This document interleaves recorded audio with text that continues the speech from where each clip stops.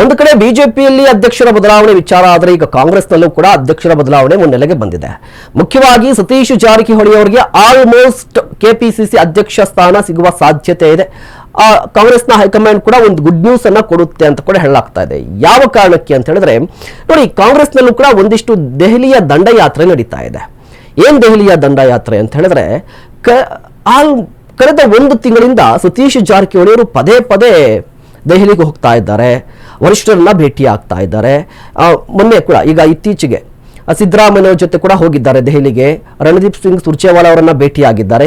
ಏನಕ್ಕೆ ಪದೇ ಪದೇ ಹೋಗ್ತಾ ಇದ್ದಾರೆ ಅಂತ ಹೇಳಿದ್ರೆ ಈ ಬಾರಿ ಕೆಪಿಸಿಸಿ ಅಧ್ಯಕ್ಷರ ಬದಲಾವಣೆಯನ್ನ ಮಾಡೇ ಮಾಡ್ತಾರೆ ಅಂತ ಗೊತ್ತಾಗಿದೆ. ಯಾರಿದ್ದಾರೆ ರೇಸ್ನಲ್ಲಿ ಅಂತ ಹೇಳಿದ್ರೆ ಸತೀಶ್ ಜಾರಕಿಹೊಳಿ ಅವರು. ಯಾಕೆ ಸತೀಶ್ ಜಾರಕಿಹೊಳಿ ಅಂತ ಹೇಳಿದ್ರೆ ರಾಜ್ಯದಲ್ಲಿ ಕಾಂಗ್ರೆಸ್ಗೆ ಅತಿ ದೊಡ್ಡ ವೋಟ್ ಬ್ಯಾಂಕ್ ಯಾವುದು? ಅಹಿಂದ, ಅಲ್ಪಸಂಖ್ಯಾತ, ದಲಿತ, ಹಿಂದುಳಿದ ವರ್ಗ. ಆ ಸಮುದಾಯವನ್ನು ಪ್ರತಿನಿಧಿಸುವಂತಹ ಜೊತೆಗೆ ಸಿದ್ದರಾಮಯ್ಯನವರ ಆ ವರ್ಚಸ್ಸನ್ನ ಮತ್ತು ಸಿದ್ದರಾಮಯ್ಯನವರ ಈ ಕೃಪಾ ಕಟಾಕ್ಷವನ್ನ ಬೆಳೆಸುವಂತಹ ಮತ್ತು ಕೃಪಾ ಕಟಾಕ್ಷ ಇರುವಂತಹ ವ್ಯಕ್ತಿ ಯಾರು ಅಂತ ಹೇಳಿದ್ರೆ ಸತೀಶ್ ಜಾರಕಿಹೊಳಿ ಅವರು. ಹೀಗಾಗಿ ಸತೀಶ್ ಜಾರಕಿಹೊಳಿ ಅವರಿಗೆ ಅವಕಾಶ ಕೊಡುವ ಸಾಧ್ಯತೆ ಹೆಚ್ಚಿದೆ. ಇದರ ಜೊತೆಗೆ ನಾನ್ ಕಾಂಟ್ರವರ್ಷಿಯಲ್ ಅಂದ್ರೆ ವಿವಾದನೇ ಇಲ್ಲ ಇವ್ರ ಮೇಲೆ. ಹೀಗಾಗಿ ಅವರಿಗೆ ಒಂದು ಕ್ಲೀನ್ ಹ್ಯಾಂಡ್ ಅನ್ನುವ ಒಂದು ಇಮೇಜ್ ಕೂಡ ಇರುವಂತದ್ದು, ಜೊತೆಗೆ ಸೈಲೆಂಟ್ ಆಗಿರ್ತಾರೆ, ಹೈಕಮಾಂಡ್ಗೂ ಕೂಡ ಹತ್ರ ಇದ್ದಾರೆ.